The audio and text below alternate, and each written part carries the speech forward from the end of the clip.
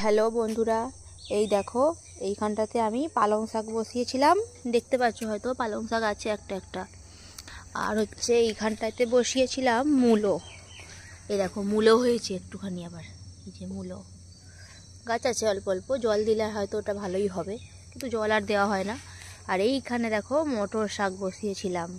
এগুলো বসিয়ে দিয়ে আমি 1 মাসের মতো বাড়ি চলে গিয়েছিলাম। তো বাড়ি থেকে এসে দেখি, ভাবলাম হয়তো সবই দেখতে পাবো, অনেক আছে, যেহেতু আমার এই দেখো নেট দিয়ে বেড়া দেওয়া আছে। কিন্তু এই নেট কেউ মানে না, গরু ঢুকে দেখো এই খেয়ে নিয়েছে সব, এগুলো সব খেয়ে নিয়েছে, এখানটাও খেয়ে নিয়েছে।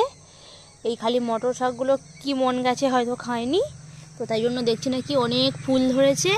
আর এই দেখো মটরশুঁটি ধরেছে, দেখো মটরশুঁটিগুলো হলে দেখা যাক, যদি না গরু আসে তাহলে আমরা খেতে পারবো। অনেক বড় বড় হয়ে গেছে গাছগুলো, কত ফুল দেখছো।